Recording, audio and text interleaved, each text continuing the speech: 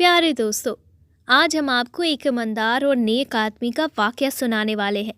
जब एक चोर ने नेक और ईमानदार आदमी को मारने की कोशिश की, तो हाथी ने उस चोर के साथ क्या किया, आइए आपको बताते हैं। लेकिन उससे पहले अगर आपने इस वीडियो को लाइक नहीं किया है तो लाइक ज़रूर करें। साथ ही साथ सब्सक्राइब के बटन को भी दबाएं और बेल आइकन को भी, ताकि नेक्स्ट वीडियो का नोटिफिकेशन आप तक सबसे पहले पहुंचे। तो चलिए शुरू करते हैं। दोस्तों, कुछ वक्त पहले की बात है। ईरान में एक बहुत गरीब आदमी रहता था। मेहनत मजदूरी करता, लेकिन बहुत ईमानदार, नेक और इबादत गुजार इंसान था। वो मजदूरी करने वाला शख्स हलाल रोज़ी इस तरह से कमाता था कि एक जगह से सामान दूसरी जगह पहुंचाता था। अब क्योंकि वो ईमानदार था, नेक दिल था, तो लोग अपना कीमती से कीमती सामान, चाहे वो कितना भी कीमती क्यों ना हो, उसके ज़रिए ही दूसरी जगह पहुंचाते थे। और जैसा वो आदमी खुद था, उसने अपने इकलौते बेटे की तरबियत भी वैसे ही की थी। लेकिन उस बच्चे की माँ नहीं थी, यानी उसकी बीवी का इंतकाल हो चुका था।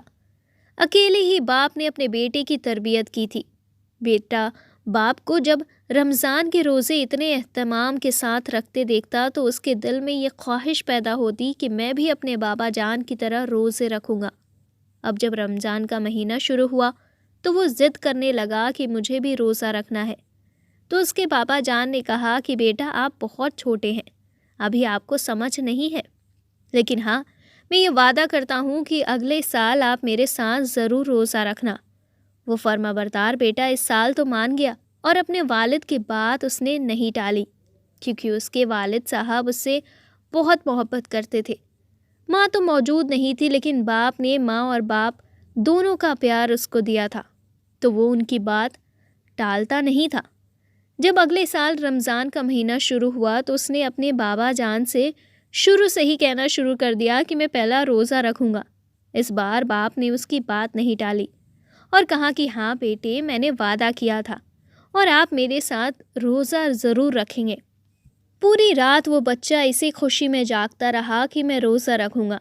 जैसे ही सहरी का वक्त हुआ, तो उसने वालिद को उठाया और कहा कि अब्बू, सहरी का वक्त हो चुका है, चलिए मेरे साथ सहरी कीजिए। दोनों बाप और बेटे ने सहरी की और मस्जिद में नमाज़ पढ़ने चले गए। फजर की नमाज अदा करके दोनों बाप बेटे घर पहुँचे, तो वहाँ एक अमीर आदमी उनका इंतज़ार कर रहा था। वो शहर का बहुत बड़ा रईस था, सेठ आदमी था। करीब जाकर बाप ने पूछा कि मैं आपकी क्या खिदमत कर सकता हूँ। तो वो कहने लगा कि मैं जानता हूँ तुम बहुत ही ईमानदार हो, नेक आदमी हो। मेरा बहुत कीमती सामान है, ये सामान मुझे जल्द से जल्द अपने गरीब रिश्तेदार तक पहुंचाना है। अगर तुम मेरी बात को मानते हो, यानी मेरा सामान पहुंचा देते हो, तो मैं तुम्हें इसके अलावा बहुत सारा इनाम भी दूंगा। और मेरी ये मजबूरी है कि मैं तुमसे ही ये काम करवा रहा हूँ, लेकिन इस वक्त मैं तुमसे ज़्यादा किसी पर भरोसा नहीं कर सकता। अब क्योंकि वो आदमी नर्म दिल था और उसका काम ही यही था, तो वो कहने लगा कि हाँ, ये काम मैं आपका कर दूंगा, आपका ये काम हो जाएगा इंशाअल्लाह। बाप ने बेटे को देखा तो बेटा बहुत उदास था, लेकिन बाप ने समझाया कि बेटा, ये तो मेरा काम है और आए हुए काम को छोड़ना इस तरह से ठीक नहीं है। मैं इंशाअल्लाह इफ्तार तक तुम्हारे पास वापस आ जाऊंगा। और यूं वो आदमी सामान लाद कर वहाँ से चल पड़ा। जब वो सामान लाद कर जा रहा था, तो रास्ते में एक दरख्त के नीचे एक आदमी नज़र आया जो बहुत ही बीमार लग रहा था। उसने करीब जाकर पूछा कि भाई, खैरियत से तो हो, क्या हुआ? तो वो कहने लगा कि मैं भूखा हूँ और 2 दिन से खाना नहीं खाया, बीमार भी हूँ, कुछ है तो खाने को दे दो। इसने कहा कि मैं तो रोज़ेदार हूँ, मेरे पास खाने पीने का सामान नहीं है। उसने कहा कि तुम कहाँ जा रहे हो? इसने जगह बता दी कि मुझे ये सामान लेकर उस जगह पहुंचना है।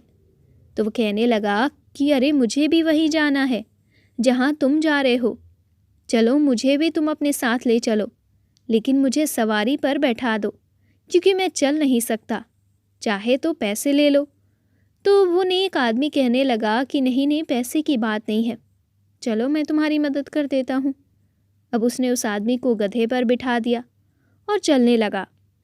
काफ़ी दूर चलने के बाद 2 रास्ते उनको नज़र आए।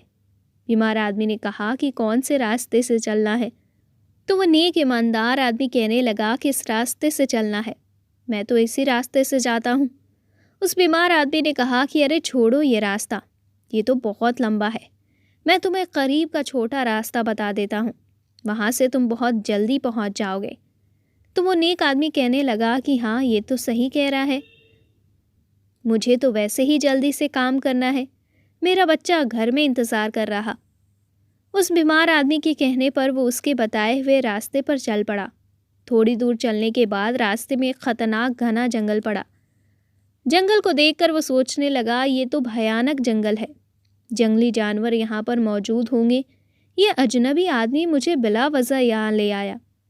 جب پیچھے مڑ کر دیکھا تو کیا دیکھتا ہے، وہ جو کھچر پر بیٹھا ہوا اجنبی انجان آدمی تھا وہ کود کر زمین پر آ چکا ہے، اور سیدھا کھڑے ہو کر اس نے اپنے سر سے چادر ہٹائی اور ایسا لگ رہا تھا کہ وہ بہت طاقتور انسان ہے۔ ہنستے ہوئے اس شریف آدمی کی طرف بڑھنے لگا اور کہنے لگا کہ مدد تو ایک بہانہ تھی، مجھے تو تمہیں لوٹنا تھا اور تمہیں مارنا بھی تھا۔ جب مارنے کے لیے اس نے اپنا خنجر نکالا اور اس کے قریب بڑھنے لگا تو وہ نیک آدمی کہنے لگا کہ بھائی تم مجھے مت مارو، تم مجھے کیوں مارنا چاہتے ہو؟ یہ سامان میں تمہیں نہیں دوں گا، یہ کسی کی امانت ہے اور جو حقدار ہے وہاں تک مجھے یہ سامان پہنچانا ہے۔ تو وہ کہنے لگا کہ تمہیں مارنا بھی ضروری ہے، مارنا اس لیے ضروری ہے تاکہ کسی اور کو جا کر یہ نہ بتاؤ کہ راستے میں تمہیں کسی ٹھگ نے لوٹ لیا ہے۔ وہ نیک آدمی کہنے لگا کہ ٹھیک ہے، لیکن مرنے سے پہلے تم مجھے آخری نماز پڑھنے دو۔ تو وہ ہنسنے لگا اور کہا کہ چل جا نماز پڑھ لے، سب دکھاوے کی نماز تم لوگ پڑھتے ہو اور موت کے ڈر سے نماز پڑھنے جا رہے ہو۔ تو وہ کہنے لگا کہ موت کا ڈر نہیں ہے اور نہ ہی دکھاوے کی نماز ہے، میں خالص اللہ تعالیٰ کی محبت میں نماز پڑھ رہا ہوں کیونکہ روزہ دار ہوں، اور اس سے زیادہ کیا خوبصورت بات ہوگی کہ روزے کی حالت میں مجھے موت آئے گی۔ ٹھگ ہنسنے لگا اور کہا کہ مرنے سے پہلے سب دکھاوا کرتے ہیں اور تو دکھاوے کی نماز پڑھنا چاہ رہا ہے، اور تجھے کون بچانے والا ہے اس وقت اس گھنے جنگل میں؟ میرے علاوہ کوئی نہیں ہے۔ جب وہ نیک آدمی نماز پڑھنے کے لیے کھڑا ہوا اور سجدے میں چلا گیا تو دعا کرنے لگا کہ اے اللہ، اے میرے رب، یہ کیسے مصیبت آ پڑی ہے، لیکن میں راضی ہوں اس بات پر، لیکن یہ سامان جو امانت کے طور پر مجھے دیا گیا تھا، اے اللہ اس سامان کو تو حقدار تک پہنچا دے۔ ادھر یہ نماز پڑھ رہا تھا اور ادھر اس کا بچہ اللہ تعالیٰ سے گڑ گڑا کر دعا کر رہا تھا کہ اے اللہ، میں نے سنا ہے روزہ دار کی دعا قبول ہوتی ہے، میرے دل میں گھبراہٹ ہو رہی ہے، مجھے لگتا ہے کہ میرے والد صاحب کسی بہت بڑی مشکل میں ہیں، ان کو جو بھی مشکل ہے اس مشکل سے تو انہیں بچا لے۔ اللہ تعالیٰ نے اس بچے کی دعا قبول کر لی اور اس آدمی کے آخری سجدے کو اتنا مقبول کیا کہ مدد کے لیے اسی جنگل میں سے ہی ایک جنگلی ہاتھی کو بھیج دیا۔ سجدہ جب طویل ہو گیا تو تنگ آ کر اس ٹھگ نے اس کو مارنا ہی چاہا تھا کہ جنگلی ہاتھی چیختا اور بھاگتا ہوا غصے کی حالت میں حکم الہی سے اس کے پاس آیا اور اس کو اپنے پیروں تلے کچل دیا۔ اب وہ ٹھگ مر چکا تھا، ہاتھی اس کو کچل کر اس کو مار کر وہاں سے جا چکا تھا۔ یہ باپ دیکھنے لگا کہ یہ کیا معاملہ ہو گیا، اللہ تعالیٰ نے کیسے میری مدد فرمائی۔ شکر ادا کرتے ہوئے وہاں سے اٹھا اور جلدی سے اپنا سامان لیا اور جہاں پر پہنچانا تھا وہاں پر سامان پہنچا کر واپس گھر خوشی خوشی آ گیا۔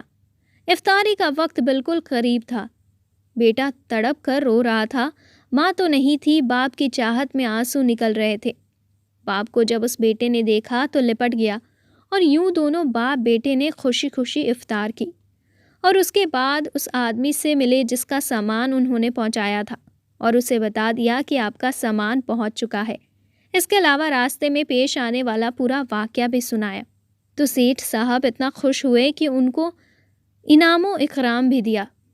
سبحان اللہ۔